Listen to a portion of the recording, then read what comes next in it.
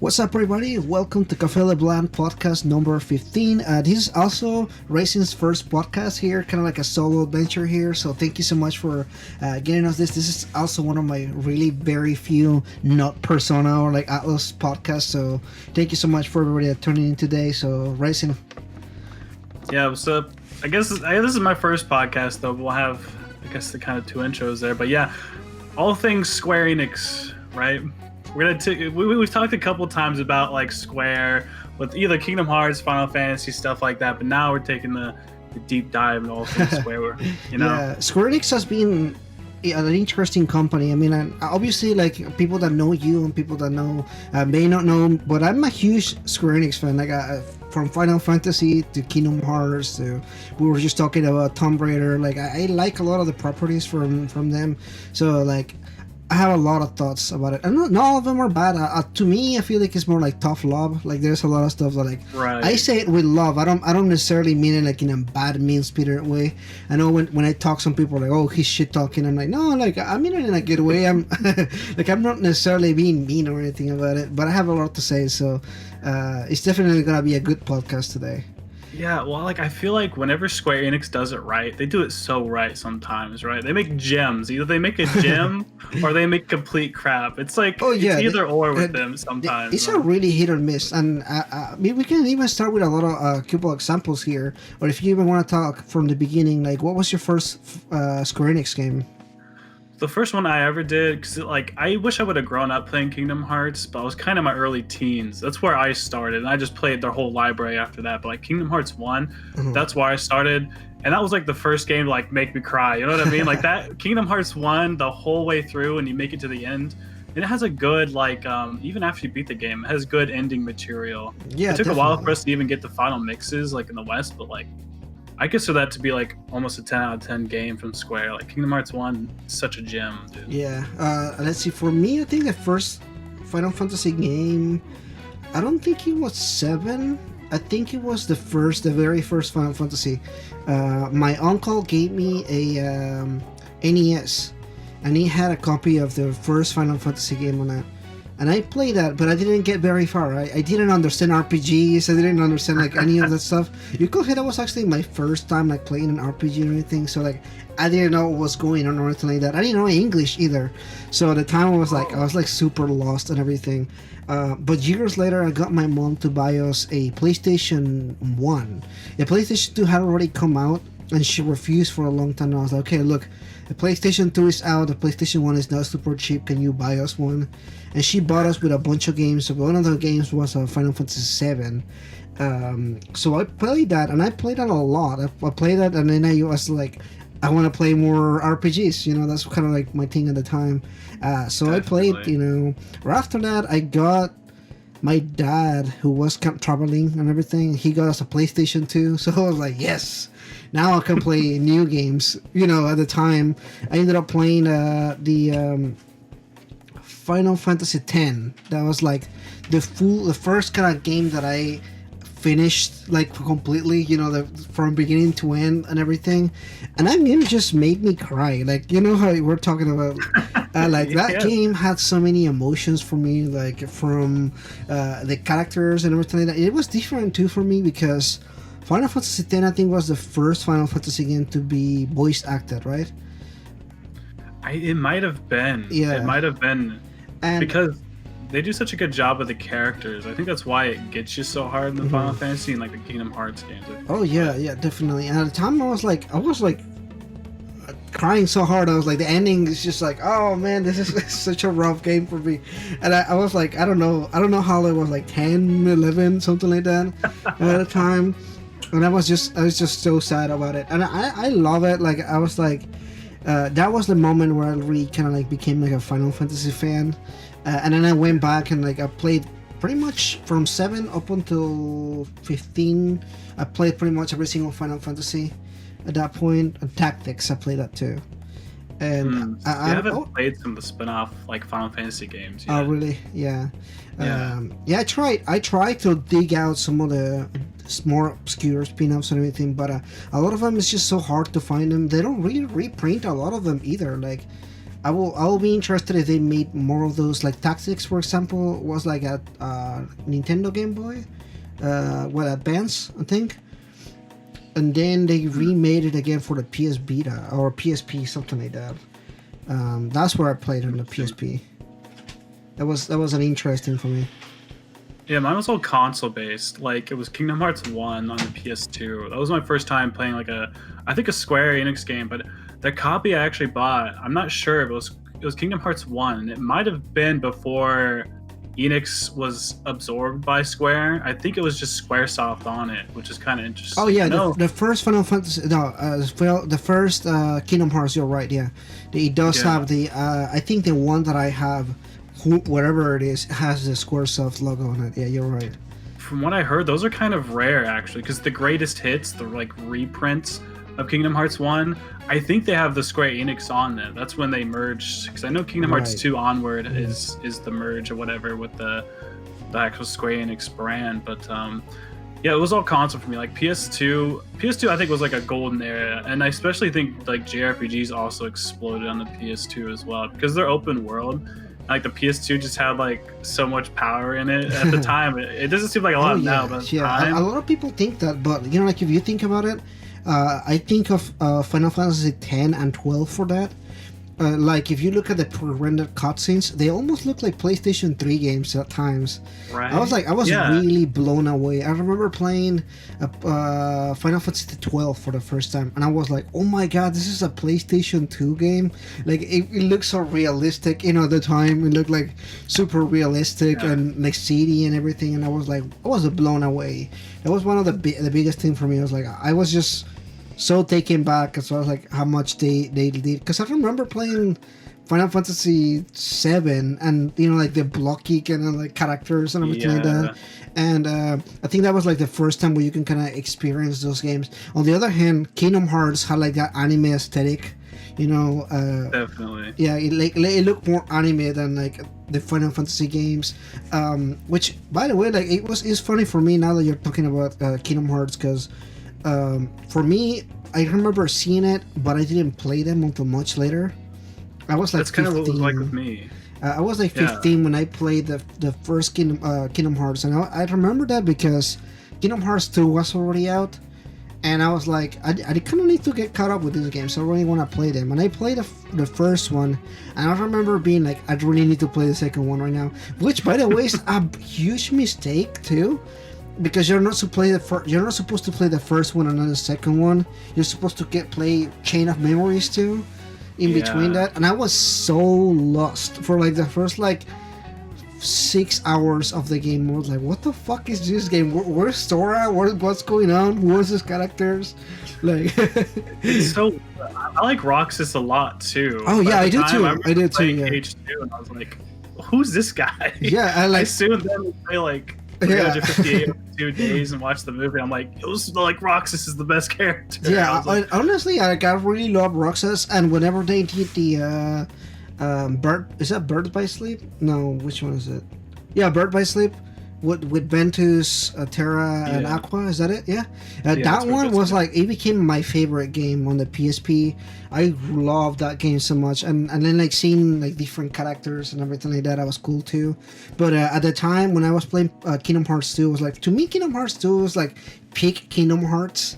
That was like the best Kingdom Hearts game they ever made, and like, I'm sure we're gonna get in detail about like your history with the third game and everything. Oh god, Kingdom Hearts 3, what a dude. Here's how I see it. Like Kingdom Hearts 1, good origin, good start to the story. You learn a lot about the characters, but Kingdom Hearts 2 has like the perfect blend of like gameplay mechanics, after game stuff. That one feels just fun to play. But like Birth by Sleep, I think that one's so good because like you have the 3 characters, you see separate stories, and then once you beat all 3 characters to that game, you get to see like a full story. So I think story-wise, Birth by Sleep's like, definitely. I agree with you. I think that not only that, but 3 separate characters that are super different from each other. Like, they play really different. Like even though they're all like key wielders, they are like completely different from each other, and kind of like getting to know they're part of the story and everything like that. I that's one of the things that I always wanted from the main storyline Kingdom Hearts. Like I wanted to see I wanted a game where I could play as Kairi and as Riku, and that never really happened until I don't even want to talk about that game. What's the 3DS game? It happens in Kingdom Hearts 3, I guess, kind of, or whatever. Kinda, yeah, but you don't really get to play as them. Like you don't get that good, between what I'm talking about. Like a full story as the other characters. Yeah, exactly. You don't really witness that. And I always wanted that. But one of the biggest things that kind of shocked me was how they completely abandoned Final Fantasy from the Kingdom Hearts storyline. Yeah, in KH3 especially. There's nothing I don't think at all. Yeah, there's none at all. Like I played through the game recently again because I was I wanted to get that refreshing and kind of I wanna get ready once we get more stuff. I guess I don't know. I totally was playing Kingdom Hearts 3 and I'm like, this final boss is gonna be bad, but it's not gonna be as bad as a Sephiroth boss, right? And there's no Sephiroth boss. I'm like, there's no Sephiroth boss. That's been a staple. How are they gonna get rid of that? Yeah, that's a lot. That's one of the things that kind of made me almost disappointed in a sense. I was I really, because to me the Final Fantasy characters are kind of almost even though they're not super important to the story or anything, just kind of seeing them and interact with the right. Disney characters and everything is always kind of that's the shtick of Kingdom Hearts, right? That's the whole the West and the East, the Final Fantasy characters and the Disney characters kind of interacting with each other and everything. That's always the whole point of the game and everything. So not seeing them just it's almost baffling. I was I don't know what happened. And I really want to know the background story for that. I have my own theories, which we can probably talk about. But I do as well. I mean, do we want to jump into KH3? Because I mean, I guess for the most part, I guess just go over KH1 and 2, right? Yeah. I've said, Kingdom Hearts 1, I guess, was my start to just Square in general. Yeah. And I think Kingdom Hearts 1 and Kingdom Hearts 2, even if you don't play Chain of Memories, you probably should. Because I think that one's underrated. Of course, yeah. I guess Chain of Memories, right? Underrated, except for the gameplay. The gameplay is probably one of the worst gameplay with the cards and everything. I kind of like it. Really. You do you really? That's yeah. I remember playing it much later, and I was like, "What the fuck is this? Where is it?" It's definitely weird. It takes time, especially when you play the Game Boy version, because that's the one I played. I played the Game Boy version. Oh, no. I didn't play the original PlayStation 2 one, so I went back years later. But it was hard. It was hard for me to kind of go back into the. Which, by the way, I will commend them. Making a Kingdom Hearts game on the Game Boy is gold. I don't know. It's just the whole idea of cramming a whole big game into this little handheld thing. It's kind of funny. They pulled kind of an Atlas with we have ties with Sony, but we're gonna do a couple of Nintendo things while we're at it though. You know what I mean? It's actually weird because Chain of Memories, it was a handheld game, and then Chain of Memories is the console game. They actually went handheld then to console. It's so weird and backwards. It's weird. Sony must have been nah, you need to get that over here. Yeah, come on now, you ain't missing the story yet. Right, it's already messed up. It's messed up enough and confusing. You got to bring that over. But Kingdom Hearts 1, Chain of Memories 2, honestly, I think all of it's perfect. Even up to Birth by Sleep, I love all of that. Mm-hmm. And I think Kingdom Hearts 2 has some of the best in-game material. You have the whole cavern, remember? And so I'm not sure if you remember that part, but it's the giant cavern underneath, I think, Hollow Bastion, and it's basically just to keep you all the way there. And it's so good. All that part is it's such a good dungeon. Yeah. The music too. It's such a bop in there. You know what I mean? And then you fight all the data versions, all 13 Sora. Mm-hmm. It feels so good, and I don't see a lot of games doing that nowadays with in-game content. There's so much in-game content at the end of Kingdom Hearts 2 Final Mix, I guess. Oh yeah. They definitely. That's one of the things that I always liked about Kingdom Hearts. Unlike Final Fantasy games or all these other games, Kingdom Hearts, you finish the game, but there's all this other stuff you can do. You can visit the other worlds again. You can all this stuff. Yeah. Even the gummy ship, which I never been a fan of the system or anything like that, but it's still creative that you can just like go and build your own ship and do those missions and do all that kind of stuff. Like I remember I had a friend that was obsessed with that. He had like the best ship in the game. Like he like spent hours just building his gummy ship and like going around collecting pieces and everything. I'm like, that's dedication, brother. I can give it to him. I couldn't do that, man. Yeah. I always, anytime it's a gummy mission, I'm just like, how long can I just hold down the button and spam triangle to do like the special moves till this is over? Right. Yeah. I always hated having to do them to like unlock the next world. Kind of like, oh man, I just hate it so much. I wish that it was kind of like a side content kind of thing. But at the same time, I was like, that's fine, you know. It's not. It doesn't bother me. I never got stuck on one of them that I wasn't like able to do or anything like that. Nah. But it was just kind of just there. So, what would you say? Like, there's a ton of worlds in Kingdom Hearts 1 and Kingdom Hearts 2, but like, if you had to pick your favorite world, like which one do you think it'd be? My favorite world ever is the Nightmare Before Christmas one. It's so good. It's in both so Kingdom good. Hearts. In both games, exactly, yeah. Although I also like the Pirates of the Caribbean too. I don't even like the Pirates of the Caribbean, but I like the world that they built and everything. It looks pretty cool. For a PlayStation 2 game, it looks realistic. You know, like it looks really detailed and everything. So I've seen some stuff like those look better than certain games I've seen nowadays. Right, exactly. Like I was just really impressed. So I'll put definitely I just mentioned it. It just blew my mind. What's that? Halloween Town? Is that what it's called? Yeah, Halloween. Yeah, the Night Before Christmas, Halloween Town. Yeah, it's so good. Yeah, that was. And again, the pumpkin keyblade. Oh yeah, so for sure. badass. Yeah. You know, one thing that I will say that I wanted always. Well, two things. One, I wanted to travel to some Final Fantasy worlds. Like, could you imagine going to like the Final Fantasy VII world or like Final Fantasy? Well, have you heard talks like what Kingdom Hearts might be? Because I think they're done with Disney assets now. I think Kingdom Hearts is, but apparently there were talks of like Verum Rex, which is like the ending of KH3. You gotta jump deep to like even know about it, like really. But there's speculation that maybe the next Kingdom Hearts stuff is gonna be jumping around Final Fantasy things because there's no Final Fantasy in like KH3, so apparently there might be talks of like them trying to do something like that. I don't know. It'll be interesting if they actually end up doing something like that. I will be open to some of this stuff. I don't know. It just really depends on how they do it. But I feel like a good healthy mix of like Disney and Kingdom Hearts and Final Fantasy is good. Because like to me, and we can probably jump into Kingdom Hearts 3, but that was almost kind of the one thing that I didn't like about the game. Is like the worlds are really well made, but some of them just kind of feel just there because they're Disney worlds. Like they don't really do anything with the story or anything. And that was one of my biggest I would say criticisms of the game. Like the Frozen world, you know, this cutscene where they're like singing the Frozen song and everything. And I was like, can we fucking go? Like I really just want to go to the next world. That kind of brings up who Kingdom Hearts 3 was for, right? It's like, was it for the Disney kids that are watching Frozen, or the adults who played KH2 back in the day? I was like, and this is kind of like what bothered me. I was like Nomura, you know who is playing your games.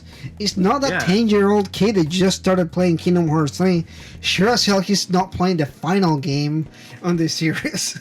Yeah, no kidding. I think they tried to like pull that audience. I think a little bit. Which I think they did, and I'll be interested to know like how many people got into the series with Kingdom Hearts 3. Like I don't know if anybody wants to comment below and let me know like how old are you and did you start with Kingdom Hearts 3? I just want to know.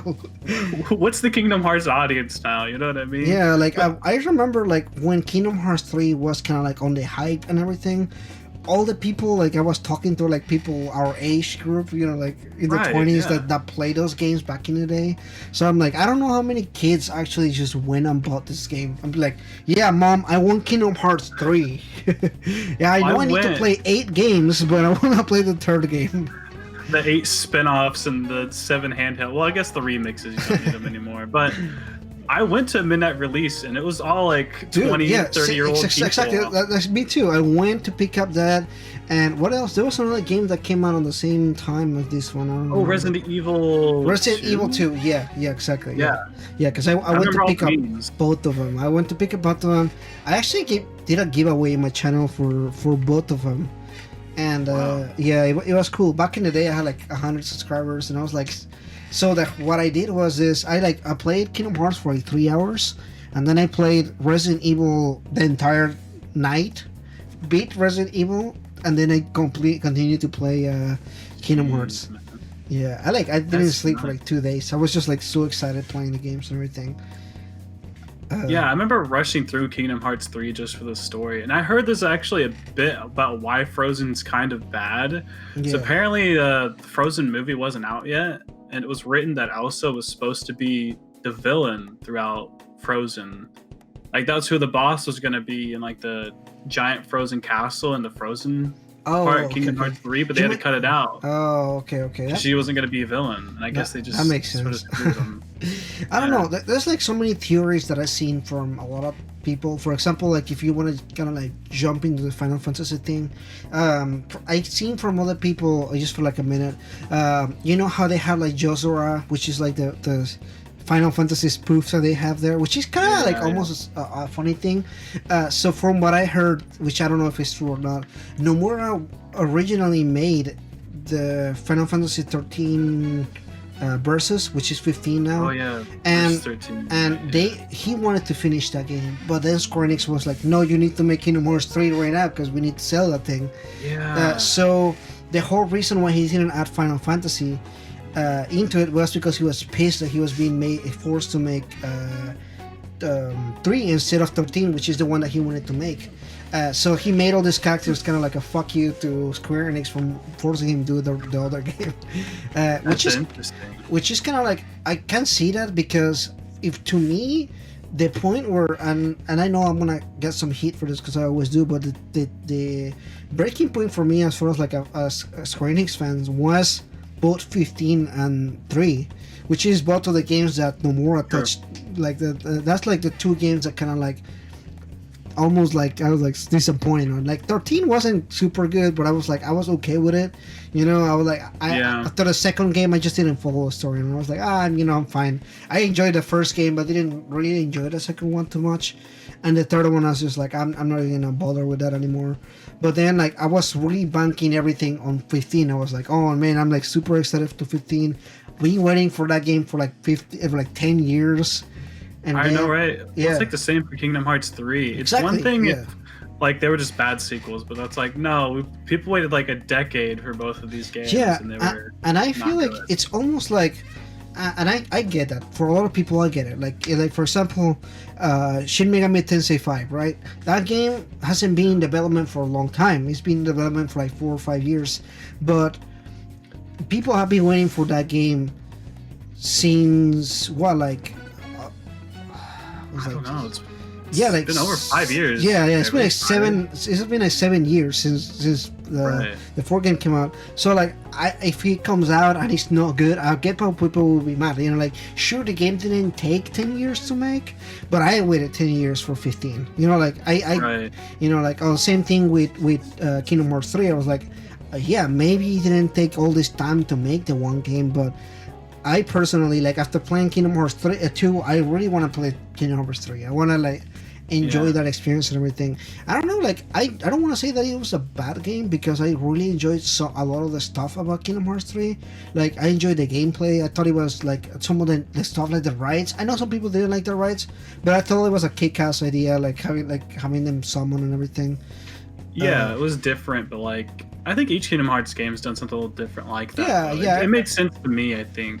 Yeah, exactly. But then, like, the worlds, that's kind of like where it started to lose me story-wise. I was really, you know, the game is like, oh, you have to hurry up because the bad guy is coming, and, you know, I'm not doing spoilers or anything, but I'm like, you know, like, you have to do this and everything like that. And you're like, oh my god, you know, we have to train, and we have to be good, and we have to be ready because we have to fight the darkness or whatever. And then literally like 20 hours of you going from world to world and nothing's happening, and you're like, yo, what are we doing?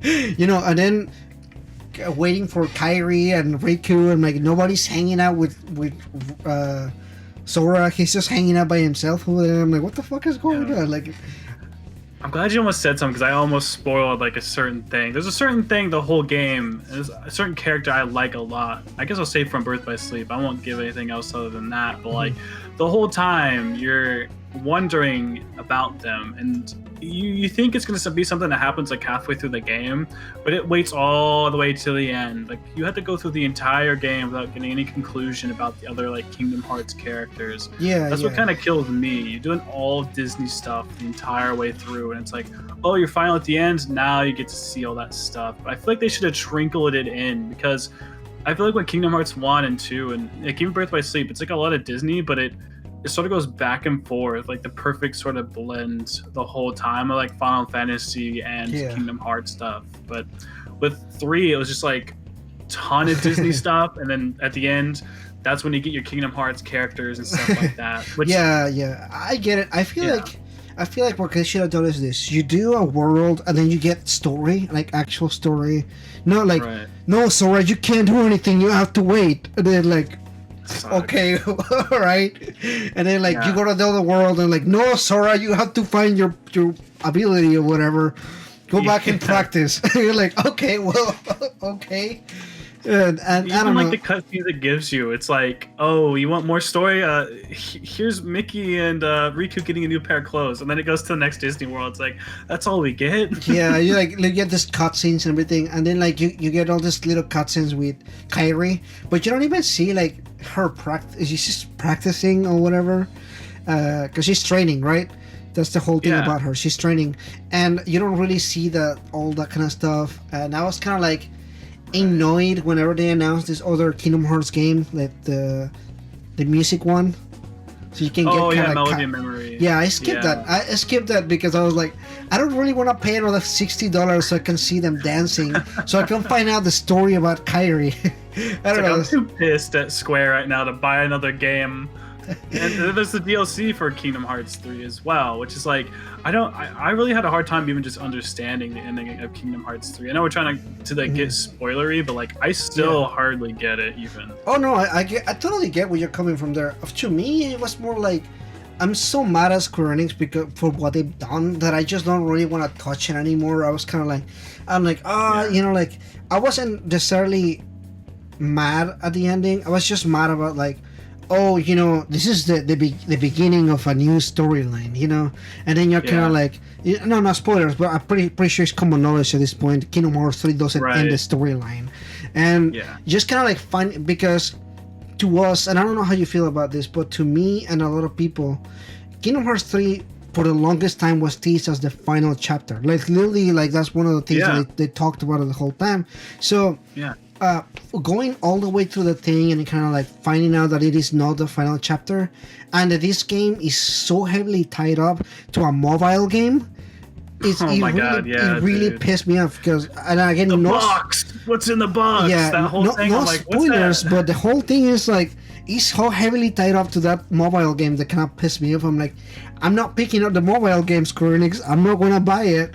I'm going to YouTube to look it all up. Yeah, exactly. I have no idea what this is about. Exactly. I'm not doing that. It just really pissed me off. That's when it kind of like, well, fuck you about that. And what sucks is like, we're gonna jump into it more, but there's even more mobile games now for like Final Fantasy VII Remake. Oh man, and the whole crazy thing is, and I don't know, I want to kind of finish one franchise before we jump into another one. Yeah, I know, but like, I still there's more to come. They did a Nomura interview and everything, and he was like, oh yeah, we're doing all this stuff, and then next year he announced that there's already more stuff coming too. Like, that's not everything that we've seen. He was like, oh, 2022, there's going to be a bunch of more Final Fantasy stuff. And I'm like, can you focus and get the second part of Final Fantasy 7, please? Yeah, and it's similar to Atlas, because we do a lot of Persona stuff too. It's like the transparency with like the audience is so weird. Like, they don't either they don't try at all, or their excuse is just like, well, there's gonna be more later, so just wait. It's like, okay, I guess. Yeah, I don't know. Like, I just kind of feel like at this point I was like, I mean, I don't really know how much I can like hold down to and everything like that. Because to me, like, and I told some people like this, like, to me the only value that I see on Final Fantasy VII, the remake, is the fact that they attempted to kind of like change the story a little bit, like, oh, this is a new story, this is continue, this is like almost like a sequel, if you will, or whatever. And to me that was the value of it. But the fact that they are not continuing this anytime soon, kind of at the same time, I feel like, how much are you wanting me to hold on to? You know, like, I don't know how long am I gonna wait for this. The same thing with Kingdom Hearts. Like, they've been in radio silence.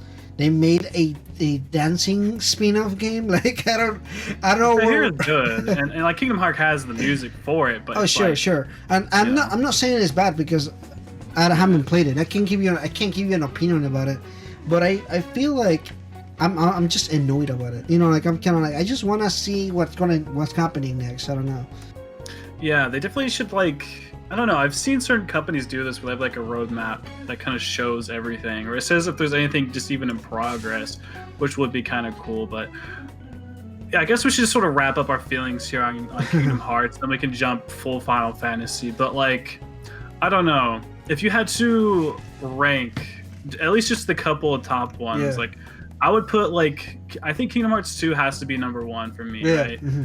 It has a perfect blend of everything. Story's a little whatever because you have to play Chain of Memories and stuff like that. Yeah. Then like Birth by Sleep's like an easy second, I think, because of the story and everything else.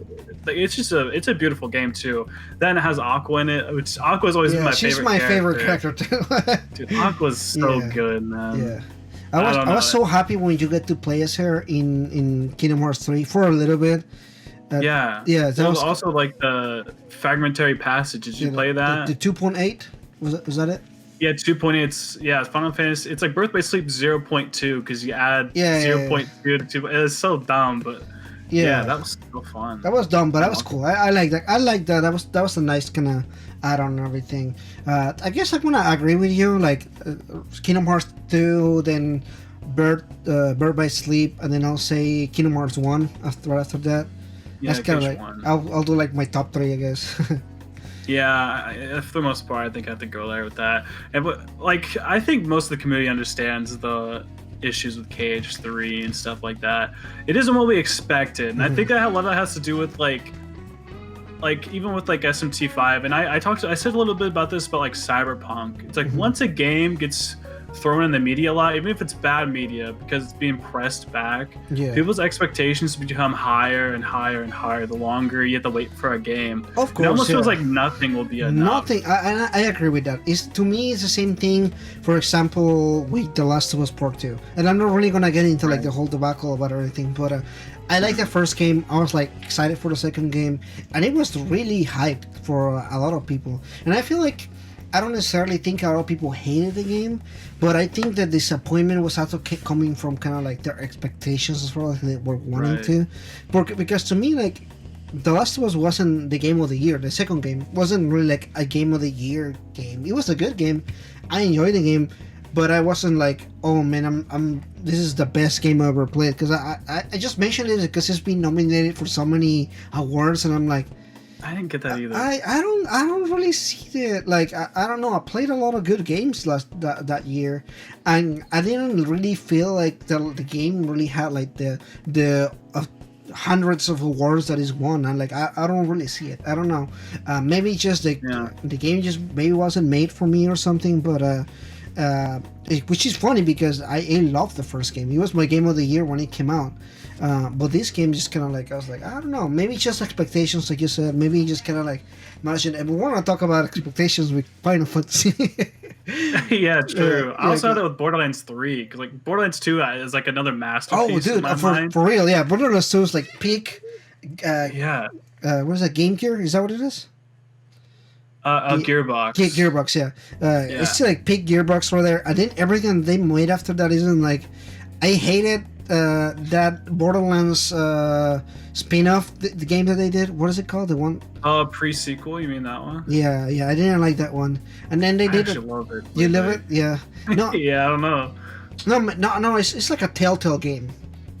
Oh, you know that which was one from the people. Yeah, the Telltale people. Tales from the Borderlands. Yeah, I guess that wasn't necessarily Gearbox. But... Yeah, it was like a spin-off game that they did or whatever. I hated that game. It was just boring as hell.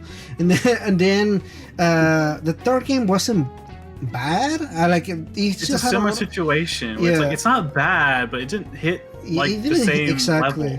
And then they did this other game, the PlayStation 5, and that game just flopped. It was like a massive flop. Did you know they made like a Overwatch clone like 2 or 3 weeks before Overwatch launched? They had a game just like Overwatch. I played it too. It was what is it called? I completely forget. It's so forgettable. Overwatch came out, and that's why I did my whole summer. I banked on this game because of Overwatch. I'm sorry, because of the other games. I banked on them. I literally bought the game. I played it with my friend.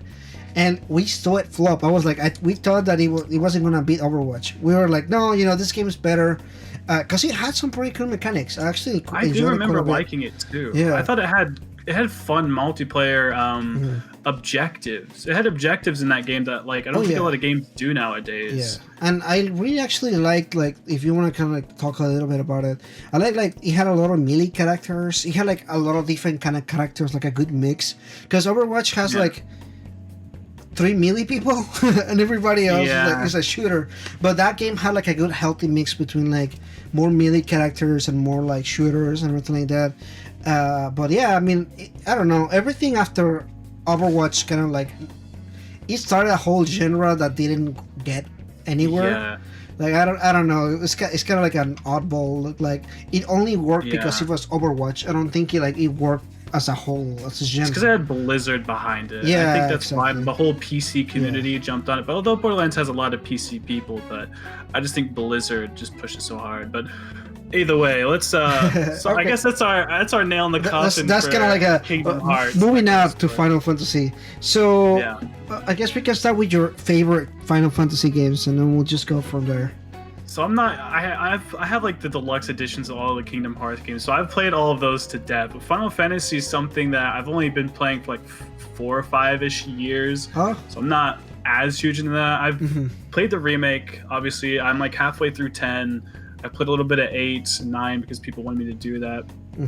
I've beaten 15, and I kind of love 15. Like we've talked about, 15 all the way up to pretty much the ending is kind of goofy or whatever. But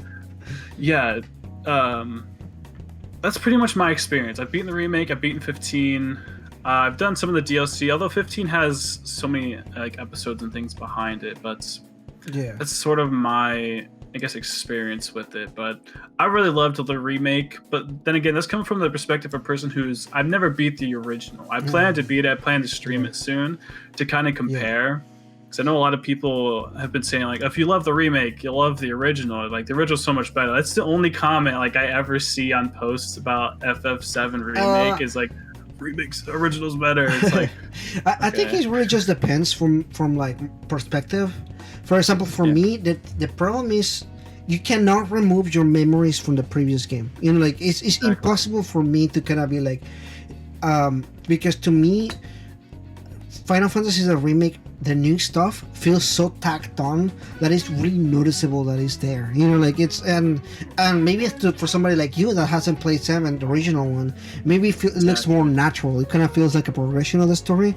To me, it just was really jarring, how obvious the new stuff was. There's some parts where it was just kind of annoying me, and I don't mean it because I really actually liked 7 for a lot of stuff. I love the new gameplay aspects that they did.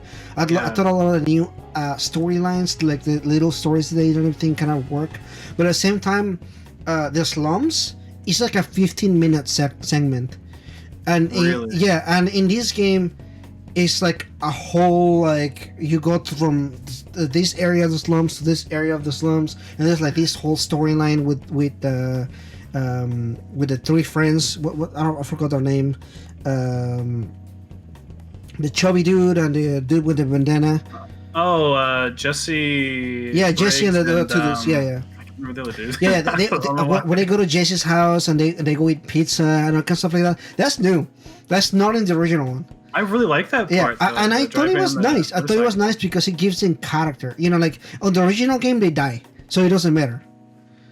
Well, they kind of allude to that in the remake, I guess. Yeah, but that's where it comes from. The whole thing about the remake is you're changing the past. All your actions, when the ghosts show up or whatever, you're changing things from the original games, and the ghosts are supposed to be there to stop you from changing in the future. Oh, I did not know Oh, that. did I just explain it to you? Oh my god, that's blowing my brain right now. Wait, because every game time, goes off every time that you see the children, ghost, right? everything that you see the ghost is something that is not in the original game, that is being changed at the moment. I never put that because I haven't played the original. Oh, okay, now if I play the original, I'm gonna see that. That's kind of cool. Yeah. So for example, I like that. For example, there is a spot where the guy with the bandana, which I forgot his name again, Wedge, I think it's his name, or maybe. I think Briggs and Wedge are the two names. There are I don't two know names. Which I one don't know goes which one's which one. Yeah, I don't know. But he is about to die, and you rescue him.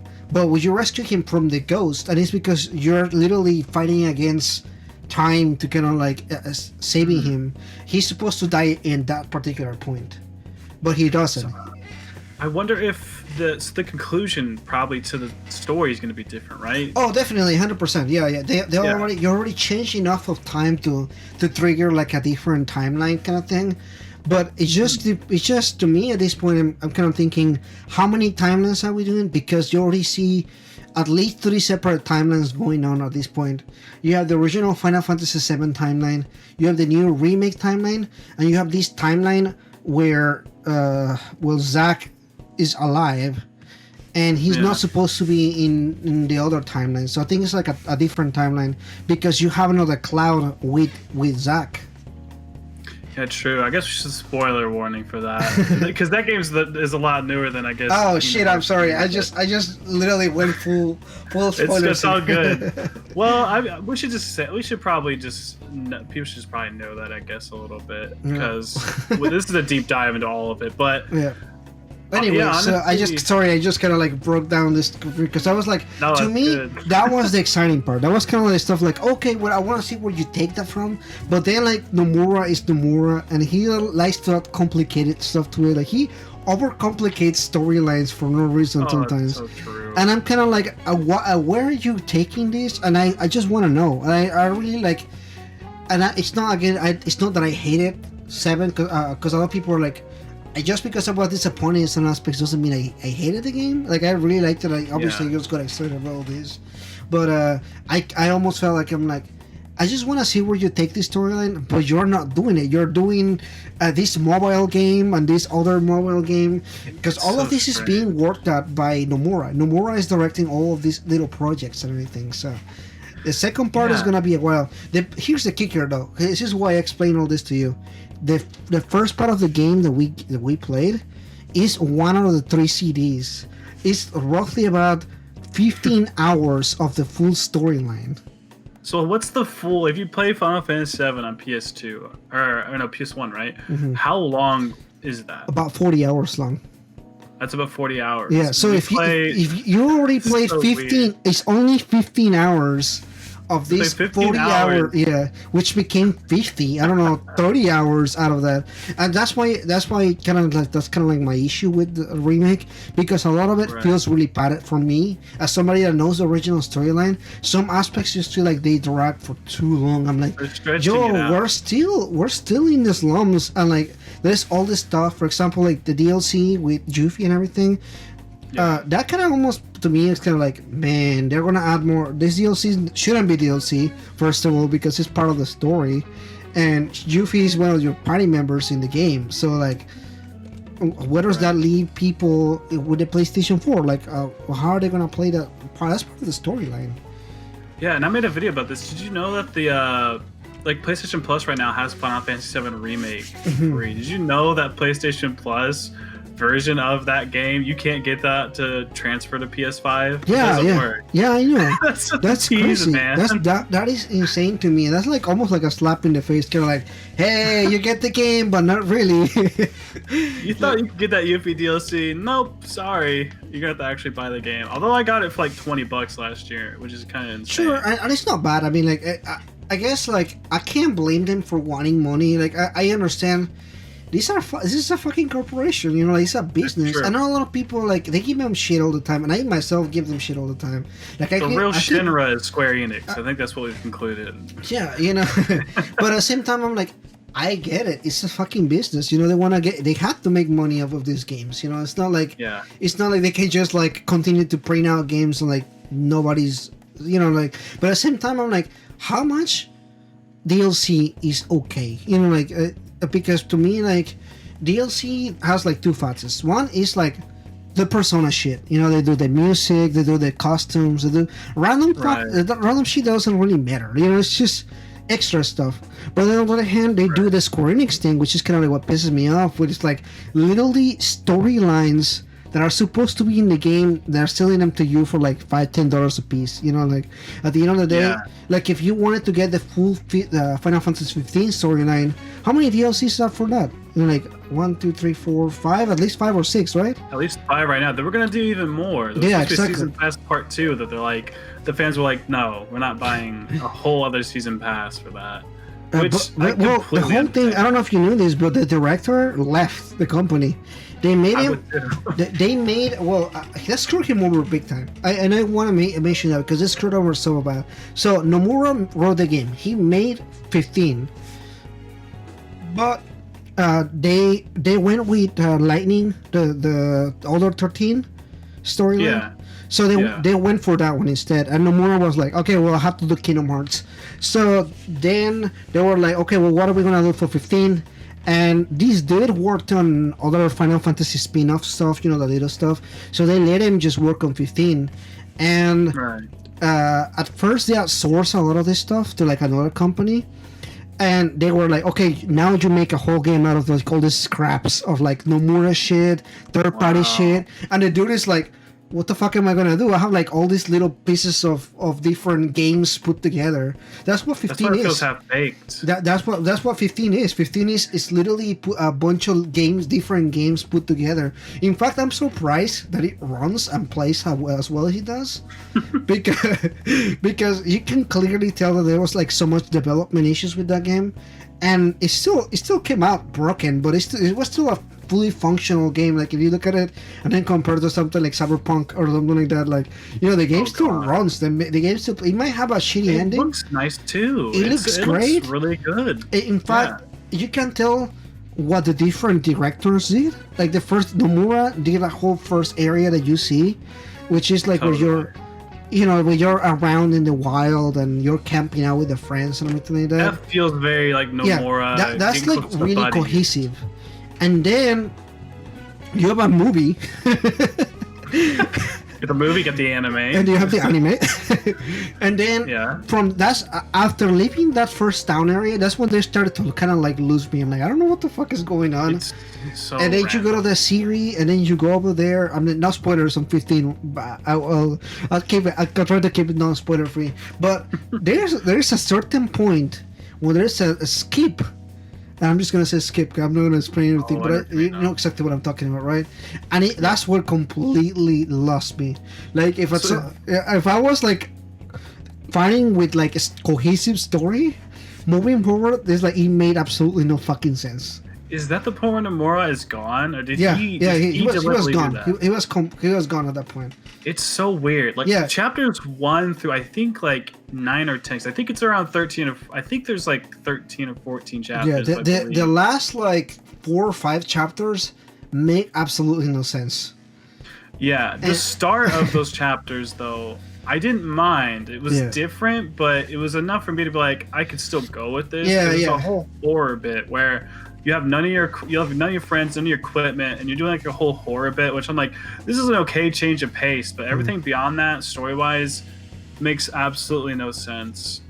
Like you're flying through crystals. There's weird time warps inside. It completely changes the course of what happens. Not to mention, I guess, because we were talking about DLC and how chunks of the characters were gone. Like Ignis, Gladius, Prompto all have a separate DLC that you have to have, and you can either have the season pass or buy them all separately, but whole chunks of story are taken out for them, and they randomly leave your party, they randomly jump on, which to me feels like the part where it's like not only are we getting a weird story with the main character, but the side characters, I feel like that should be stuff that we should like definitely be seeing, because I feel like that gives a bigger impact to the end of the story if you know what happens to all the other side characters. Yeah, you know, that's kind of like, alongside it. well, that's my issue, because at that point you can clearly tell that this DLC was part of the game, because there's a point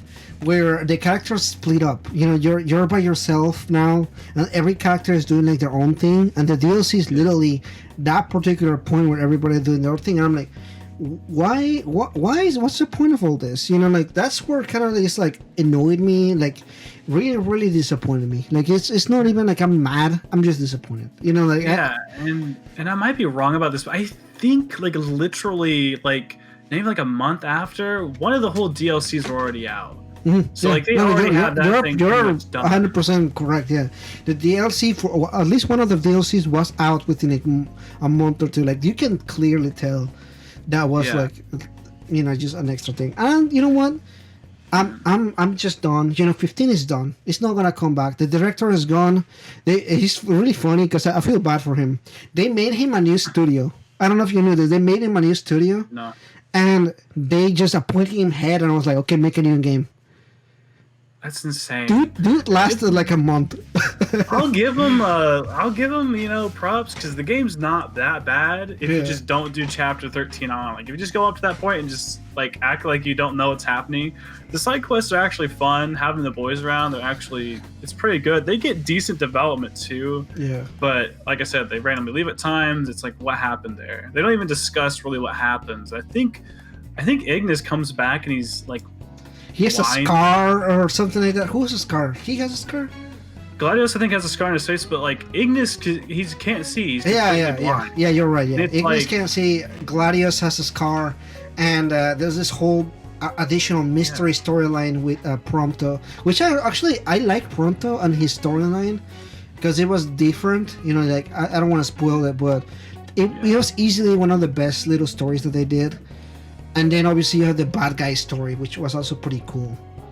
Yeah, episode Arden. That was the start of season pass 2. Yeah, which they canceled. Immediately canceled right after that. They left, like I said. There's supposed to be episode Noctis Last, I think. Yeah. There's a whole episode of him. Episode Luna Freya as well. Luna Freya and Arena.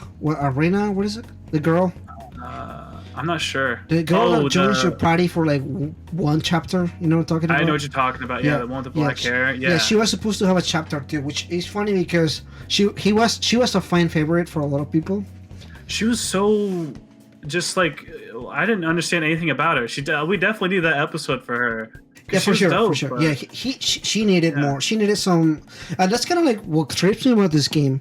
When it comes to the main characters, you know, like the whole party of the guys and the one other girl, they have such a good like character development, like just them hanging out and like getting to, you know, talking about like their stuff.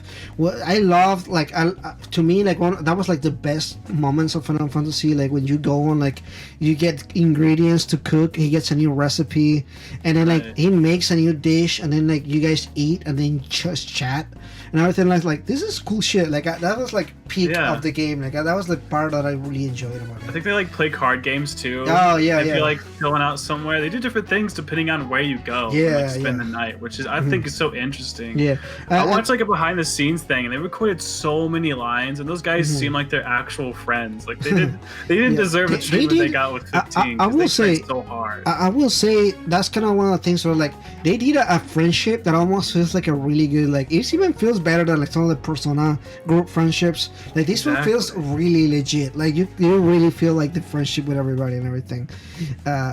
This is easily like one of the best parts about it. The dialogue isn't like, because like sometimes in Persona you get that weird dialogue where it's like so anime-like, so cringe. Yeah, it's like a little cringe. Everybody walks up and it's like hey, and the other person's like, hello, nice to meet you. And it's like everybody has to say a line. Everybody has to say a line all the time. And like that's one of the things that I'm kind of like, oh man, why are you repeating the same thing? Everybody already said it. We already had this conversation. But no, like sometimes Noctis and the boys in the car, they just sit in silence, just chilling, and they just listen to music. Dude, that's like the best parts. And I actually, like, I'll give them props. they did try to fix it with the royalty edition or the king edition. What was it? Something. Yeah. But I think it was just royal, which is so strange. It's so similar to P5. Oh, it's funny. It's funny because whenever Persona 5 came out in Japan, they were freaking out about it. They were thinking that it was gonna be like this like versus kind of situation, and it was funny because I remember actually. Speaking of Square Enix, we can talk about the Nier series too. Have you ever played any of the Nier games? I haven't played them. I saw somebody watch them. I was gonna play Nier Automata, but I heard about the remake of the first game. I was like, I'll play that first and then jump to the Automata. Well, I don't know if you have Game Pass, but it's free on Game Pass, and it's patched on the PC. Oh, dope. Yeah. So yeah, so you can check it out. I don't know. I bought Game Pass because to me it's such a good deal at this point. Like I played so many games that like it's just made more sense to get it or not. I don't know. People are like mad about it, but like I'll be honest. I'm playing some games I will never otherwise play. Like I'm not into shooters a whole lot, but I played all the Doom games there. I played through them. Games are dope. Yeah, they're good. Yeah. The music is so fucking good. I spent just hours and everything. And have you heard about the thing with like Royal coming to Game Pass? I've seen that all I over literally the place. just made a video about it today. My video released today about it. I don't know if because I just see people because somebody posted it was supposed to be at the concert and it didn't happen. I'm like, I knew that wasn't gonna happen. Oh no, that was a really bad leak. The person whoever made that leak, that was like a really really bad one. First of all, they're like it was so fucking fake. I don't know how people even believe that. But for real though, here's the deal, and I said this before. Persona is gonna come to Game Pass at some point. Probably. The entire Yakuza series is already on Game Pass. It's from I can see this one in there from too. 0 to 6. Sega made money from that deal with Microsoft. There's no reason for them not to say no. Like it's literally free money. So like, why would they just not take it? Like I mean, like Sega obviously likes money. They did it with their biggest franchise, Sega and Sega's Yakuza and the Sonic games are like their biggest franchises right now. So yeah, I mean it makes sense, and you know, like we said, it's a corporation at the end of the day. So I think that makes sense as to why they want to do that. Which you would assume Atlas, like, because like we've all talked about this before, like putting P4 on console, whatever. I know everybody says port beggars, this, that, or the other, but like it makes them so much money. It's like forget about the begging. Forget about the port begging or anything like that. It literally just makes sense. Like how much bank do you want to do? Like Persona 4 Golden was one of the best-selling games on Steam on 2020. That's so like just put it like that, and it's a fucking like if you want to say it, it's one of those like smaller RPGs. Like it's not like freaking Final Fantasy. You know, like it's obviously the difference between Final Fantasy and Persona. You know, it's like a huge difference. So to see it just sell so well on 2020, I'm like, obviously people are interested in your product. They always make a third party do it anyway. Like, why can't they? You know? Yeah, exactly. Yeah, I don't know. I don't think they're gonna buy the company. I mean, like, I don't think Microsoft is just like shitting bricks of gold. They just kind of just buy every little company they want to buy or anything like that. And from like an economical standpoint, like Sega Sammy makes just so many other things that Microsoft wouldn't be interested on. Like they make arcades, they make like the pachinko machines, like all this stuff. Like it doesn't really make sense for Microsoft to like go into the business and that. Well, from what I know, like Microsoft doesn't do a lot for like the anime market. Yeah, exactly. But at the same time, why they got Bethesda, you know. Yeah, but at the same time, I'm sure they want to get into the Japanese market. The Xbox sells like shit in Japan. So I'm sure like if they get, let's say like if they get Atlas or Sega or somebody or like a Square Enix, and they make them, I want you to make me a fucking JRPG that is gonna sell. I mean, like if you think about it, Square Enix has so many big JRPG series. They have the Dragon Quest series, they have the Final Fantasy series, they have What else do they have? Oh shit! I like. Oh, Kingdom Hearts, obviously. So like although this. that did jump to Microsoft. Yeah. So like, think about it. Like, if they were to go, and I don't think they just have the money to buy Square Enix or Sega, but I'm definitely sure that they're gonna try to get some kind of exclusivity deal because they are selling. They're not selling Xboxes on Japan. That's Like, crazy. yeah, Well, it's like, because Sony has so many exclusive. They have most of the Japanese market, which makes such huge games. I mean, they have like exclusive. which is also crazy to me. Which is crazy to me too. Like, they just closed their Japanese studio. PlayStation just closed their Japanese studio. So I don't know what they're gonna do there. I'm like, you need to make some RPGs though. You know, like, I know Persona is there now, but what are you gonna do when Persona starts selling on Switch or on PC? You know, they gotta start putting some money on the because I don't think it's the biggest market, and truthfully it's not. You know, like, if you see Persona celebrates like a couple million sales, but then like other games like Call of Duty, it's just sells like billions of dollars per year. You know, it's like it's not even on the same market or anything like that. But definitely, like, I'm sure if they had Persona games exclusive on Xbox, more than one person will have to go and buy an Xbox. Yeah, not me, but like Demon Souls and the Yuffie DLC, that's enough to make me want to buy a PS5. Like, I've thought about it here recently, and it's exclusives like that pull in the PS5, which those are both like Japanese developers. It makes sense. Yeah, it just makes sense. Like, I don't think you're gonna be able to buy Sega or anything. I know the rumors are big right now, but these rumors have been going on for years now. It's not the first time that I heard them, but I do think they are gonna probably come to Game Pass or something. They gotta get some JRPGs. Yeah, some exclusivity deals. That's how Final Fantasy VII is, right? It's going to eventually be coming to PC. We all know that. Same thing with 15. Like, people were saying it wasn't ever going to go. It eventually came to PC later. Oh yeah, 15. yeah, 100%. Yeah. Did it ever come to Xbox? It did, right? No. 15? I'll have to check. It might have, but I don't actually remember. It wouldn't make sense. If it's on PC, it probably should also be on Xbox. If they didn't, then they must really have some like strong ties to like making sure it doesn't pop up there. Because I know most. Oh of no, Final it Fantasy... did. Okay. But later, like way later. Wait. Yeah, because I think like FF13's on there too. Yeah, it is. Yeah, that makes sense. But I think it came out later. Oh, it has 15 chapters. Huh. Oh yes, yeah. Anyway, yeah, I mean, it's cool. I'm still a Final Fantasy fan. Obviously, we have 16 coming up pretty soon.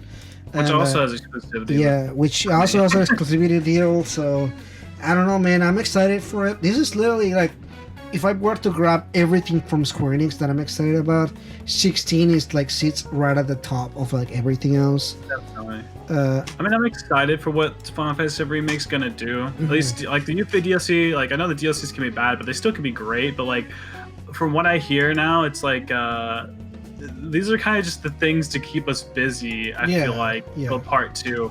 Yeah, I mean, the phone game being a Battle Royale, it's like, I don't think I'm gonna play that. Plus, they also have this other, what is it? They have another game coming out. They just announced it. It was like Project Atia or something like that, and it was like Foresight or something. Have you seen it? I don't think so. Forsaken, I think, right? Forsaken? Something like that. Something. I have to check. Yeah, it was Project Athena was what it was first, but and then they just made something cool. I don't know. It's Forspoken. That's what it is. Forspoken. Yeah. I don't know. That was at the direct. And it's just a PlayStation 5 exclusive, apparently. Yeah, I could see that. That was done, I think, by a lot of Final Fantasy's team, because it played a lot like Noctis. Now he would move around and stuff like that. Yeah. And it was just that's a team. That's a team that they have built that worked on 15. Yeah, you're right. Yeah. That's why it looks so much like it. Like, I seen them, like, the character put their hand out and do something. I was like, that's exactly how Noctis like, moves. Yeah. Which is I'm also excited. Like I said, I'm excited for that. I'm excited for 15. It's just 16. I mean, let's just. I think it's a good time to be excited.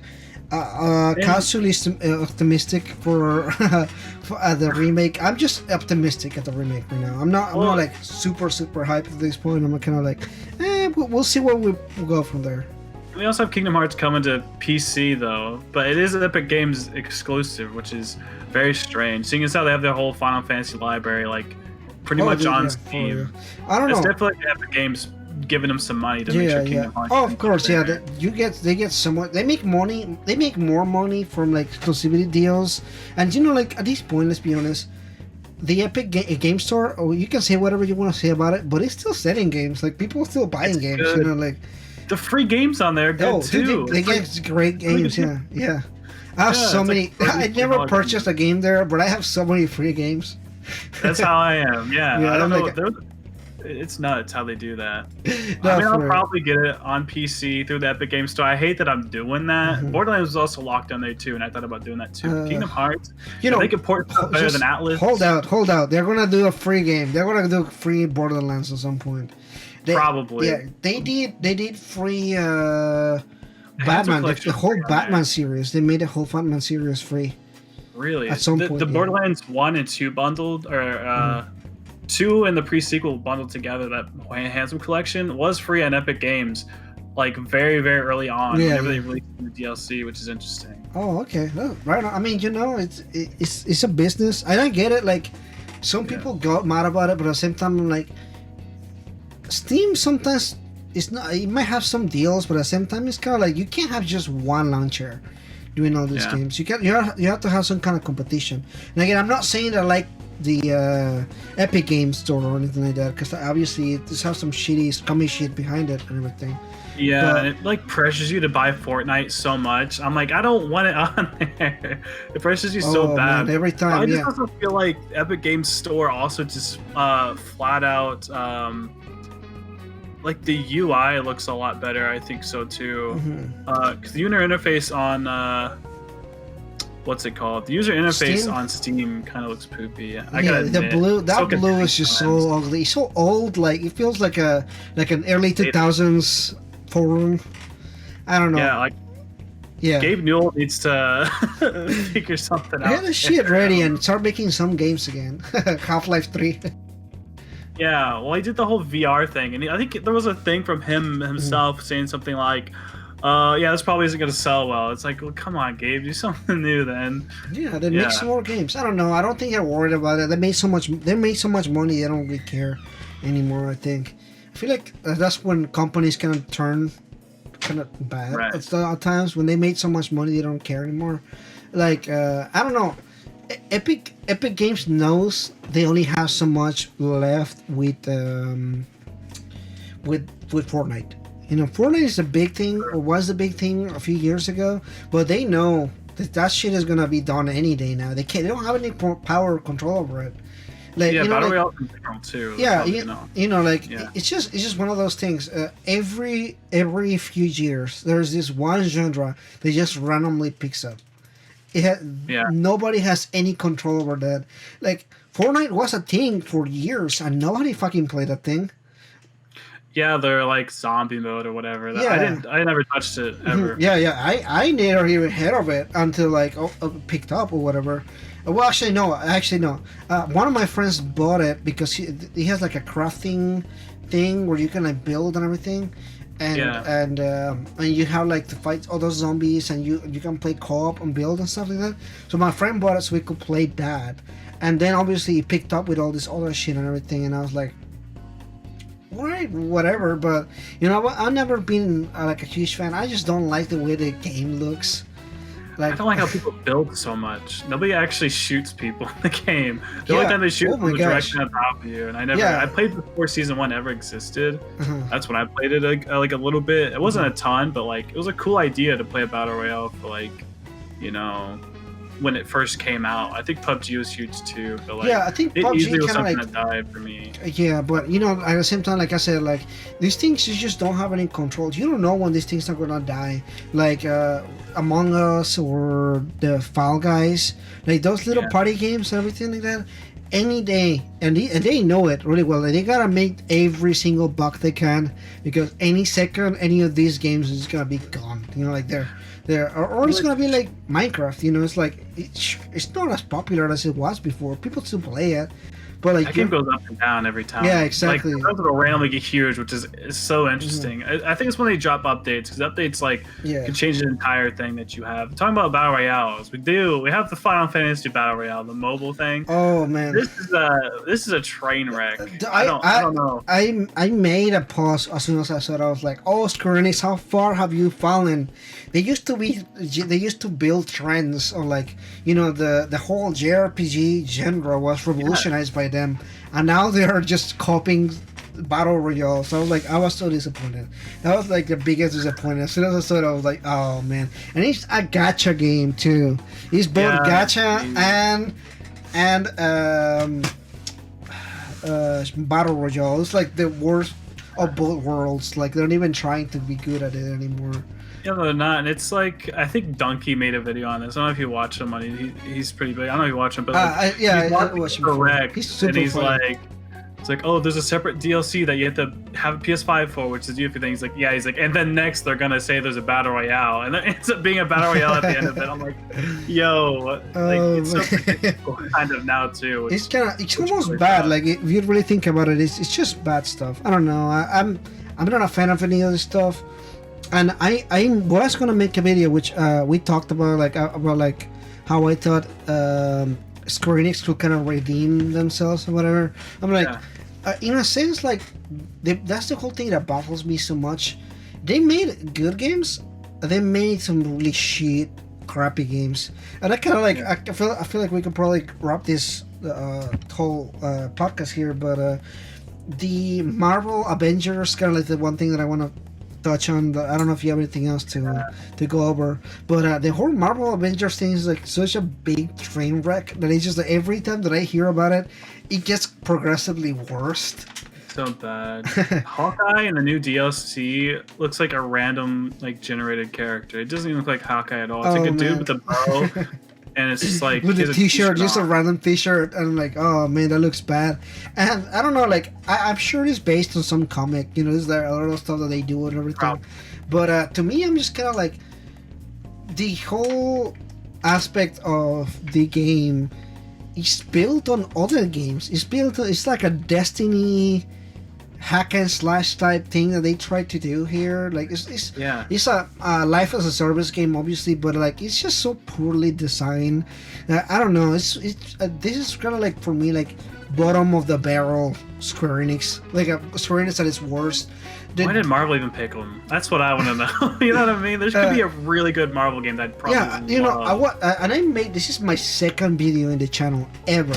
I made a video talking about how Spider-Man kind of like built like this, Marvel Spider-Man was this huge successful game. Huge, and it had like a lot of really cool stuff. And in my mind, I was like, Joe, they announced this Square Enix Avengers game, like, that's gonna be connected, and like, because like Insomniac should have done the Avengers game. Yeah, I just feel like, I don't know.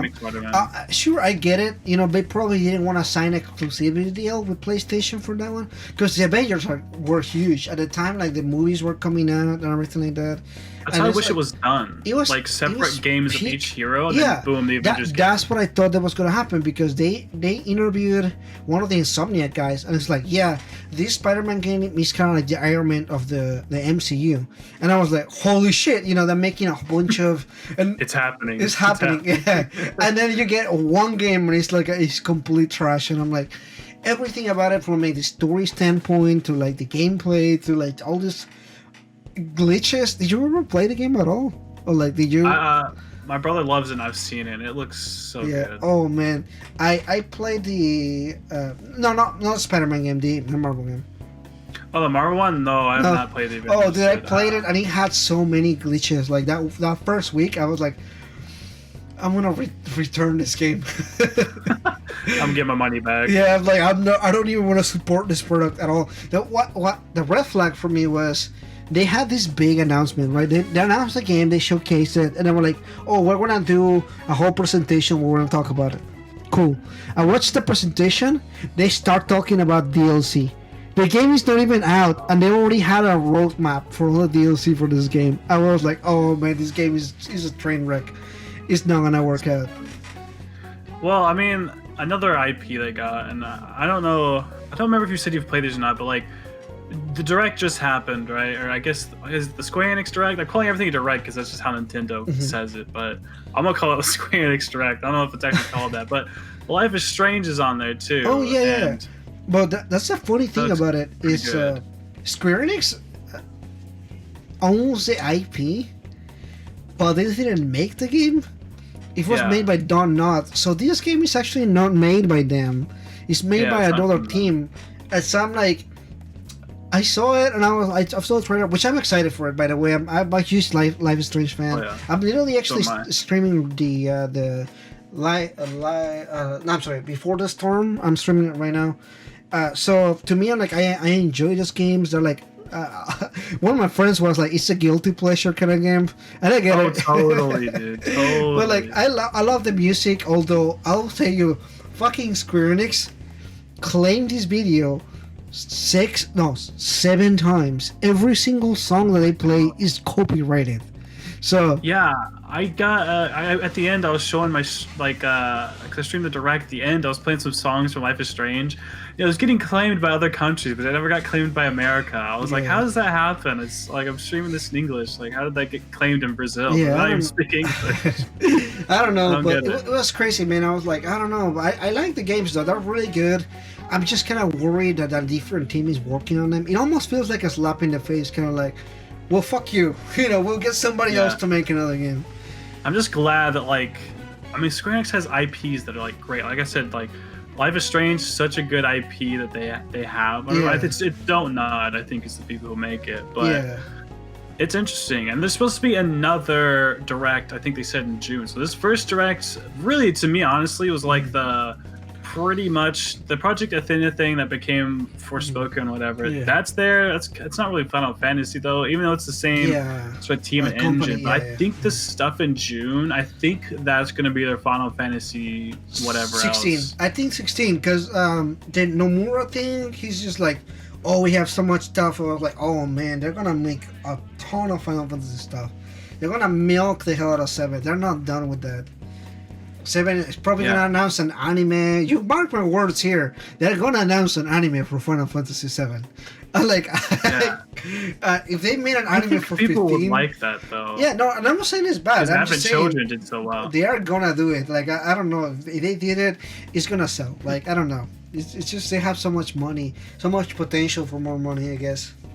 They could do it right, and I think people would love it because Advent Children did so well. If they did another like 3D, like a CGI type of thing, because their in-game models look so good. I mean, it's actually a pre-rendered sort of cutscene with like the upscaled models. It's so great. Yeah, that's how the Final Fantasy 15 movie was. I thought the movie was so good. It was good. Although I hated that it was like a separate thing. It should have definitely been in the game, but it was cool. It was cool. It looks great. The music was good. Everything about it was like good stuff there. So I don't know. That's how they go about it. I'd watch a Final Fantasy 7 movie. I think like that if it wasn't just like, oh, this is a chunk out of the story, or like if they actually did it in the right way or whatever. But no, they're probably gonna do it as a movie. What I would think, and it's kind of just like speculation here, whatever. They're probably gonna make like a prequel movie for Final Fantasy 7. Kind of like setting up characters and other people, maybe like more about like Sephiroth and kind of like all the storylines and everything as a movie kind of thing. I don't think they're gonna make a separate game about it, but that'll be a movie kind of thing.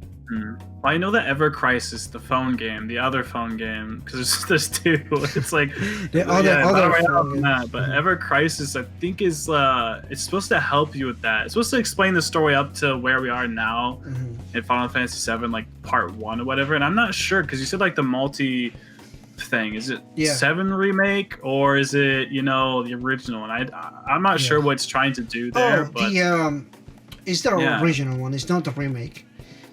It's the same style, and I know that Final Fantasy 15 did this too. It was like the small chibi. Oh yeah, they did. It's a pocket edition or whatever. Yeah, it's gonna be that, but like the whole 7 storyline. I guess. Yeah. So I don't know. I'm not gonna play it. I already played the original one. I don't really have any incentive to kind of do it. Although I did get a sponsor actually, and they offered me to. They have like this emulator for phones on your PC or whatever, and I was like, well, maybe I take that as a sponsor and I'll do the thing or whatever. But I'm like, thinking about it. I don't know. I haven't felt comfortable with a sponsor yet. I had like offers, but I'm like, I don't know. Like, there's some things that I don't. They're like so far on my channel, and I'm like, I feel like dirty just kind of like talking around. Like I don't Do know. I become as tainted as Square? Yeah, like I don't know. I don't want to be a shill. Kind of just like talk about some random ass product. I would love to do it if it was like another Kingdom Hearts 2. I would definitely do it for something like that. That's my thing. Like, I know we bash on Square, but at the end of the day, they have done amazing stuff. Oh no, I totally would. 100%. Like a good thing, you know. Yeah. I don't know. I'll be excited for some stuff. I just want them to do more consumer friendly practices, because I know they want to get money, but look, they're gonna make money either way. You know, like I feel like whether they are good or bad with the consumers, they're still gonna make money. You know, the games sell a fuck ton of. You know, like there are a single game that doesn't sell like they do.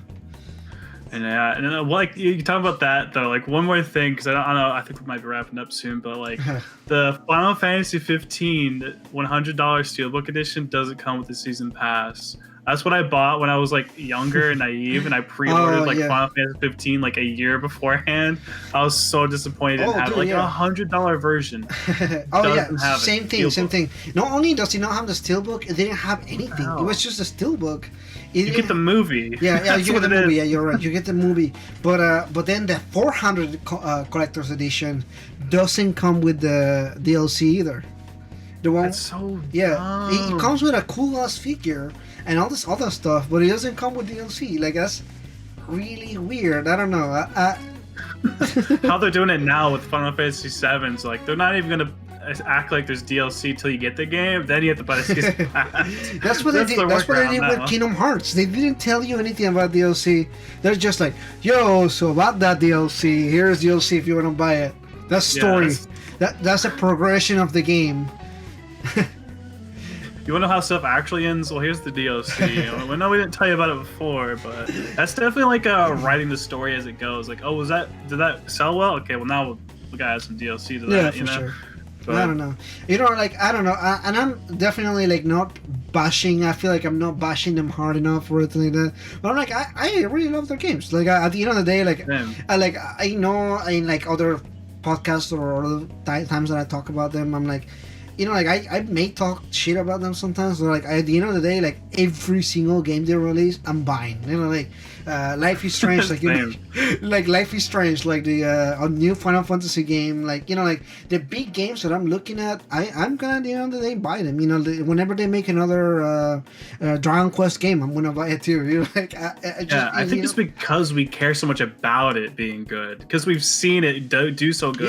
Before. Exactly. Yeah, and Final Fantasy 16 might be like, it could be like my favorite game of all time for all I know. Oh, you know, and everything that I've seen about it, and this is like off cuff gear, I love so far. Like everything when it comes to like gameplay, the gameplay kind of reminds me of kind of like a really fast Dark Souls kind of thing. Like it's flashy, and it's like a more fleshed out version of the 15 gameplay. Like it just feels more fluid and everything, but it feels more methodical too, like a Dark Souls kind of game, or like Sekiro. You know, like they're kind of going back to the roots, right? They're going back to like D&D-esque kind of like mythology, I guess you say. Like medieval setting, I guess, like Dungeons and Dragons kind of thing, I guess. You know, like, I don't know. It'd be cool to see. I'm curious to see what direction they're gonna take this on. It could easily be a flop too. You know, like I'm not gonna pretend like they haven't had some flops, because they have. But I'm just curious to see what direction they're gonna take. I'm interested. Damn. The characters look cool. Like the music, the one trailer that we had with the music, I'm like, this is good shit. It's like, good. Yeah, it's good stuff. So the voice actors seem dope. The animations look cool. Yeah. We're learning about like characters, like the actual characters themselves being like summoning creatures that we see in the later parts of the game. So it could easily tie into other games too, like how some of the Final Fantasy do. And they're doing this whole crystal storyline where there's no crystals and everything. So it's like it's a whole thing. Like I'm really excited for it. It's gonna be interesting to see how they develop this one. I just want to say like kind of one final thing, I guess. I don't think it's gonna come out anytime soon. And this is easily gonna be like a 2023, 2024 game. Like, Yeah. From what we've seen so far, it's just I don't know if they're not ready. They changed direction. It could be anything, but the last two Final Fantasy games that I demoed, which was 15 and 13, they had like a whole gameplay and everything, and then the final product is so different from that. So I don't know where it's at, but I don't know. I don't expect it anytime soon. I'm expecting them in like a year or two, before we actually get kind of like a release date and everything. I don't know. I know maybe in June they'll even talk about that. We'll have to see. I guess there could be a follow up to this, maybe podcast, something like that. The series, depending on how that goes or whatever. So yeah, we'll definitely talk about it when that happens. I don't know. Could be in June, could be next year, could be in 2 years. Yeah, who knows? I don't know. Whenever Square Enix decides to continue with the Final Fantasy franchise, not the Final Fantasy VII franchise. Yeah, true. Yeah, I guess the Yuffie DLC, but yeah. Yeah, we'll see. All right. Well, thank you so much for having this discussion here with me. It was fun to having this. Obviously, this is your first podcast to kind of like like a double whammy here.